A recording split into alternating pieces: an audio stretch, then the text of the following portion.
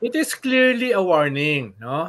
Dahil nga tayo ayaw natin na i-escort yung ating mga barko para i-resupply yung BRP Sierra Madre. Ayaw natin na escortan tayo para protektahan yung ating teritoryo. Huwag niyong kalimutan, yung pagbubunggo sa Sabina Shoal ng 2 barko natin ay nangyari less than 70 nautical miles from Palawan. So, ang lapit na niya na, Tina. Ang lapit-lapit. Tapos nangyari yung sa Escoda, no? 2 beses.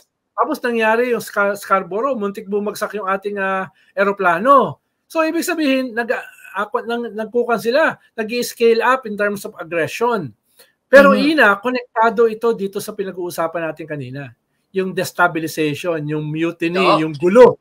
Dahil pag nagkagulo rito, yung attention ng ating Navy, Coast Guard, matadivert. Dito pupunta. So habang naka-divert tayo, habang naka-distracted tayo, iti-take over nila yung ating mga shoals. Kaya dapat tignan mo ito na related dun sa mga taktika ng mga pro-China dito sa loob ng bansa. Yung mga DDS, no? Dito sa loob ng bansa. Konektado ito. Kailangan nila manggulo rito, hindi lang para sagipin sila, kung hindi para bigyan ng oportunidad ng China para mas pumasok sa ating teritoryo. Imagine mo, Ina, kung halimbawa may coup rito, nagkakagulo, fighting in the streets, blood in the streets. No?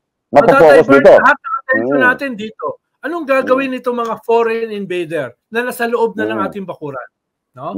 Kaya yun yung warning. Paano gusto natin kasi tumayo sa ating sariling paa. So naunawaan ng Amerika yan, paano kanilang mga kaalyado.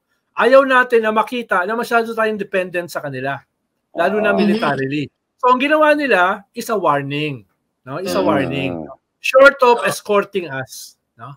Doon yung konteksto ng lahat ng ito.